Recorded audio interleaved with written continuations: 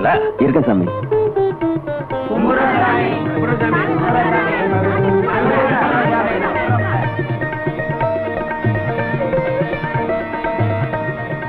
என்ன காளியப்பா, நேத்து தான் செருப்பு வேணும்னு சொன்னேன், அது கூட தைச்சிட்டு வந்துட்டியா?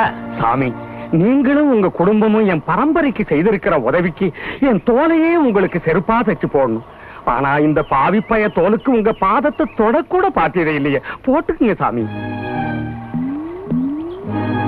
காளியப்பா, நீ தைச்சு கொடுத்த செருப்பை போட்டு நடந்தா அப்படி ஜம்முன்னு தேர்ல போற மாதிரி இருக்கும். ஆமா, உன் மகன் எம்ஏ பரிசு எழுதி முடிச்சுட்டானே, மேல என்ன செய்ய போறான்? என்ன சாமி தெரியாத மாதிரி கேக்குறீங்களே? அவனை ஒரு கலெக்டர் ஆக்கி பார்க்கணும்னு தானே நான் கனவு கண்டுகிட்டு இருக்கேன். அவனை ஒரு கலெக்டர் ஆக்கி உங்க காலில் விழுந்து ஆசி பார்க்கிற வரையில நான் கண்ணை மூட மாட்டேங்க. எசமானோட ஆசை இருக்கு, என் ஆசை நிறைவேறி போயிருங்க. சிப்பிக்குள்ள முத்து, சேத்துல செந்தாமரை, நிலக்கரிக்குள்ள வைரம், கால் செருப்பு தைக்கிற வீட்டுல கலெக்டர். காளியப்பா, நம்ம கையில என்ன இருக்கு? எல்லாம் எழுதி வச்சபடிதான் நடக்கும்.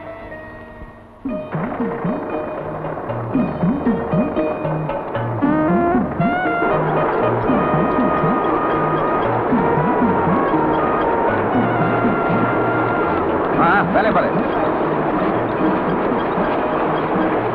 என்ன நிக்கிற, கூட எடுத்துருப்பா.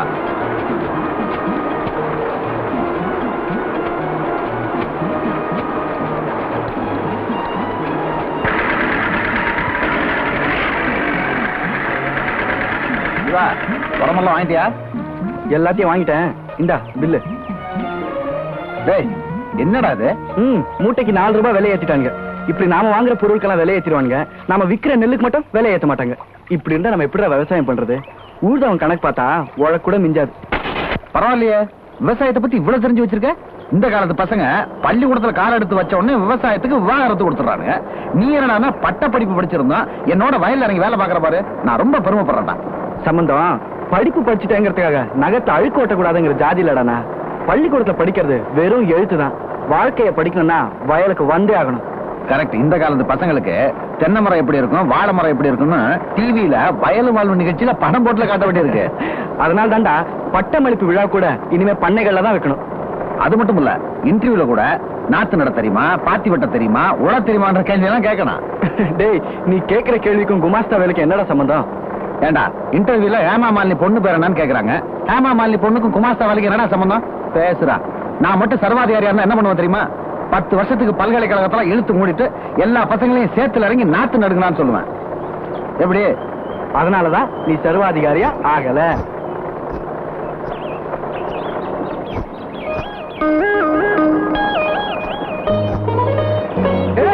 எங்க போறேன்? போயிட்டே, நான் புள்ள எடுத்து வந்துடுறேன். போறேன். முன்னாக்க போறியா? பாத்துவேன்.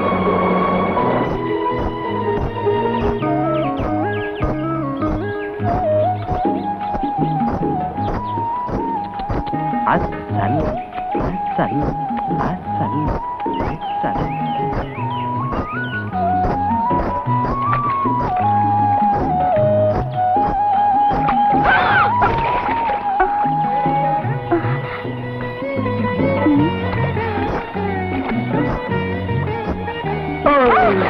நீயா என்ன செஞ்சு சுத்தியா?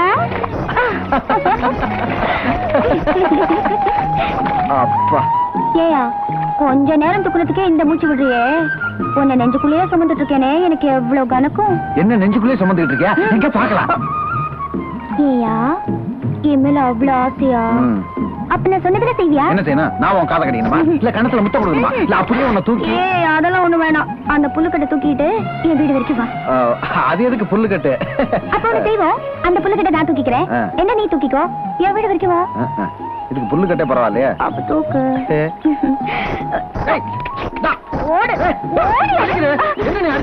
என்ன பார்வை வேண்டி கிடக்கு?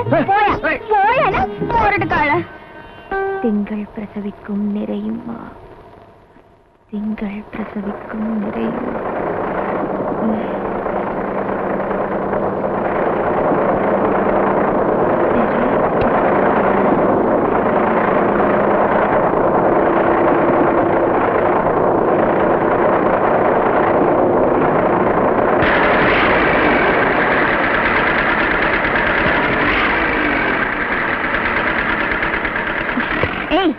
நான் கவிதை எழுதிட்டு இருக்கேன்ல, இப்படி டிராக்டர் என் கற்பனையை கலைச்சிட்டியே. ஏங்க உங்க கற்பனை கலைக்கிறதுக்கு கவிதை எழுதுறதுக்கு இப்ப கம்ப்யூட்டர் வந்துருச்சுங்க. நீங்க வீணா சிரமப்படுறீங்க. கம்ப்யூட்டர் பத்தி எல்லாம் தெரியுது, சத்தம் இல்லாம டிராக்டர் ஓட்ட தெரியாது. ஏங்க உங்களுக்கு சத்தமே ஆகாதா? நீங்க என்ன அசுன பறவையா? என்னது அசுன பறவையா? அப்படி ஒரு பறவை இருக்கா? அது கூட தெரியாம தான் கவிதை எழுதிட்டு இருக்கீங்களா? அசுன பறவைங்கிறது சங்கீதத்தை கேட்டுக்கிட்டே உயிர் வாழ்ந்துட்டு இருக்கும். அந்த நேரத்துல வேற சத்தத்தை கேட்டா அது செத்து போயிடும். நீங்க எப்படி? சரி, நீங்க என்ன கவிதை எழுதுறீங்க? அதை நான் படிக்கலாமா? கவிதை படிக்கணும்னா அறிவு வேணும். ஏன் கவிதைங்க எல்லாம் கற்பூரம் மாதிரி. அந்த வாசனையில உனக்கு எங்க தெரிய போகுது? உங்க கவிதை கற்பூரம் மாதிரி தானே? அப்ப கொளுத்திர வேண்டியதா? கிண்டலா உன்னை? உங்களுக்குள்ள என்ன தகராறு? உங்க சத்தம் சால வரைக்கும் கேக்குது. ஒண்ணுமில்ல சம்பந்தம். துளசி ஏதோ கவிதை எழுதிட்டு இருந்தாங்க, அதை பத்தி தான் பேசிட்டு இருந்தோம். துளசியோட கவிதை பத்தி எனக்கு தெரியாதா? ஆஹா, தென்றல், நிலா, மேகம், இத பத்தியே எழுதிட்டு இருக்கோம். இதுக்கு மேல போறதுக்கு சக்தியும் இல்ல, சங்கதியும் இல்ல. அண்ணன் இந்த பாருமா, இந்த பழசெல்லாம் விட்டுரு. இதெல்லாம் இனிமேல் செல்லுபடி ஆகாது. கடப்பாறை, மண்வெட்டி, பம்பு செட்டு, டிராக்டர், இத பத்தி எழுது. அதுதான் நாட்டுக்கு தேவை. கிண்டலா இருக்கா? நீ வேணா பாரு, என் கவிதை எல்லாம் பத்திரிகையில வராம நான் கல்யாணமே படிக்க போறது இல்ல. அவ்வளவுதானே, கவலை விடு. உன் கல்யாண பத்திரிக்கையில ஒரு பக்கத்துக்கு உன் கவிதையை அச்சடிச்சிருவான்.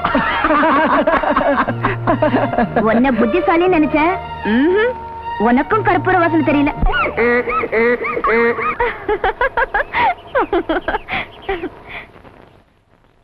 ஏண்டா கழுதுன்னு என்ன சொல்லிட்டு போகுது? இப்ப சொன்னது ஒண்ணுதான், என்ன அப்பயே சொல்லியாச்சு.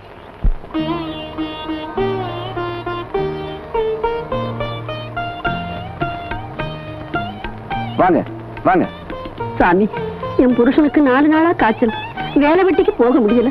மந்திரிச்சு விபூதி கொடுங்க சாமி.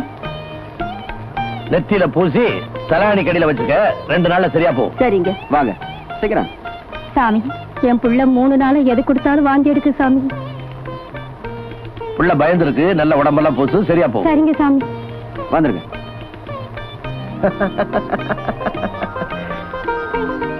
என்னடா சிரிக்கிற? வியாதி வந்தா டாக்டர்கிட்ட போகணும், இல்ல அம்மங்கிட்ட போய் வேண்டிக்கணும். 2 இல்லாம உங்ககிட்ட வந்து உபதி வாங்குறாங்களே, அத நினைச்சு சிரிக்கிற. சம்பந்தம், தெய்வம் மானுஷ்ய ரூபேனா. தெய்வம் எந்த காலத்திலும் நேரடியா வந்து உதவிகள் செய்ததில்லை, மனித உருவத்தில் வந்துதான் மகத்துவங்கள் செய்திருக்கு. அந்த சக்தி எனக்கு இருக்கிறதா ஜனங்கள்லாம் நம்புறாங்க. அப்படின்னா நீங்க காட்ஃபாதரா? ஆமாண்டா, உனக்கு ஃபாதர், ஊருக்கு காட் ஃபாதர். அவங்களுக்கெல்லாம் விபூதி கொடுக்கறேன், உனக்கு என்ன கொடுக்கணும்? வயல்ல வேலை பார்த்தவங்களுக்கு சம்பளம் வாங்க வந்திருக்கேன், நீங்க கொடுக்கிற சாம்பலை வாங்க வரல.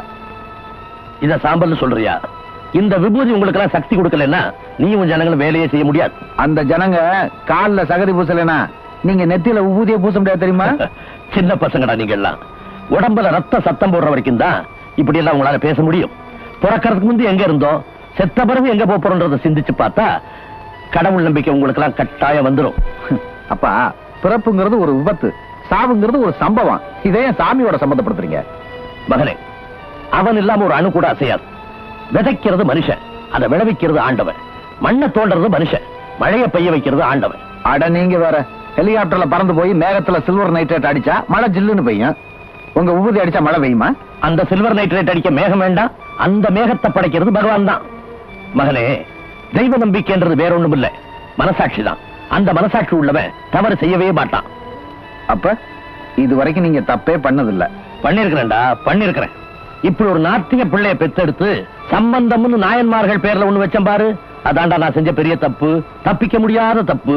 அம்மா துளசி, என்னப்பா? இந்தா உங்க அண்ணன் கேக்குற பணத்தை எடுத்து கொடு.